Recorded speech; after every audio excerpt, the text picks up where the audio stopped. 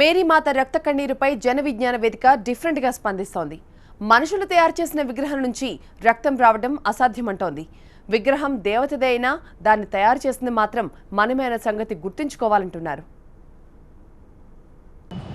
విగ్రహము అనేది మనుషులు తయారు చేసిన అది ప్లాస్టర్ ఆఫ్ ప్యారిస్ కావచ్చు, రాయి కావచ్చు, సిమెంట్ కావచ్చు, రకరకాల మెటీరియల్ ఉపయోగించి మనం తయారు చేస్తాం. ఆ తయారు చేసిందంతా కూడా భౌతికమైన ఒక పదార్థంతో మెటీరియల్తో తయారు చేయబడింది.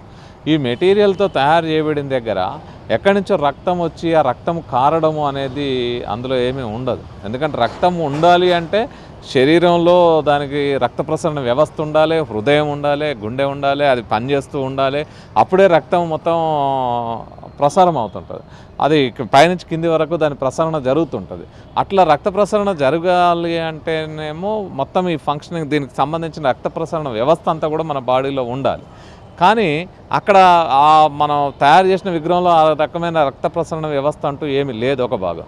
రెండవది, మీరు శరీరంలో నుంచి కానీ ఎక్కడి నుంచైనా బయటికి రక్తం వచ్చిందంటే ఆ రక్తము వెంటనే గడ్డ కడుతుంది. మరి ఈ విగ్రహంలో నుంచి రక్తం ఎక్కడి నుంచి వస్తుంది? రక్తం నిజంగా ఎక్కడన్నా ఉంటే.